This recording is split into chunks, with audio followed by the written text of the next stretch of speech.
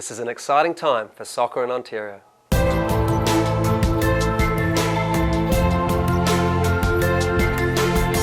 We're embarking on a new, unified and consistent approach to developing the game.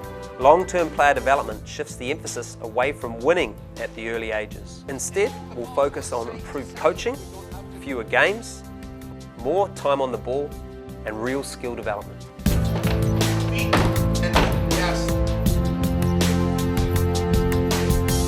We're finally starting to realize that the most important thing is player development, and the earlier we can get that implemented, I think the better our kids will become long term. We tend to have a culture to win here in Canada as opposed to a culture to train. And I think for far too long we're focused on just the winning and not really focused on what we're doing in our training environments to help the players develop.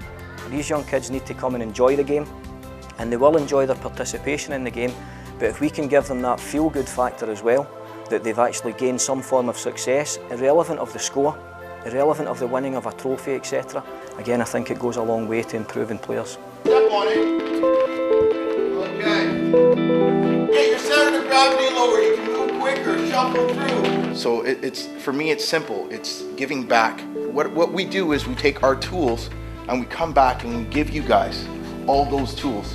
And the only way we are going to get better as a country in playing is showing you guys a little bit of everything that we get. A little bit from this team, a little bit from that team, a little bit from the coach. You're going to remember that. To me, it's better for the kids if we go smaller sided. If an adult in a game, 90-minute game, gets 2 to 3 minutes on the ball, that's not a good way to develop players. So smaller sided games will give them more touches of the ball. I've played professionally in Norway, and a lot of my teammates have played overseas in club teams.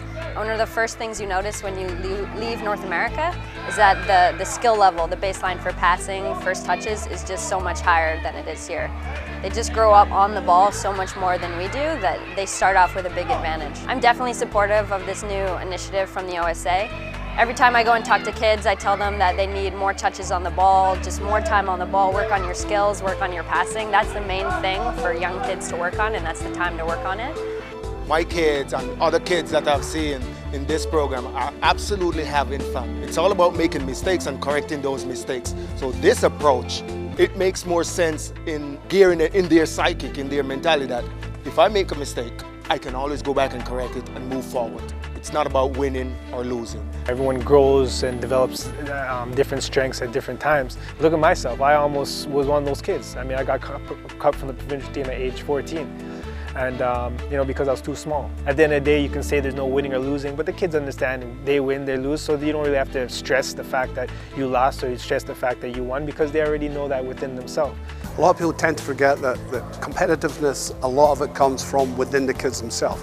You see, we're working here with 4-, 5- and 6-year-olds, and all they want to do is play. Ready? Yeah! The competitive did not recede in the least when we did the festivals last year. Far from it, it probably accelerated because there was not coaches pulling them on and off, and it didn't matter if they to win or lose or play defensive. Everybody wanted to play. Ultimately, I think the more kids we get that are skilled in this game, the longer they'll play, because it's just fun. It's just fun when you can make a pass or a first touch or take a great shot. So I think this is definitely the route we should be taking. And it's proven, it's happening in Europe, everywhere. Finally, we're doing what other countries are doing about hockey. They're coming to Canada and learning from the best, and we're looking at Brazilian Federation, we're looking at English, we're looking at Italian. So we're going right back to basic development of the child, physically and mentally, and if we can put a ball in there so they're doing that at the same time, then we feel we're on the right track.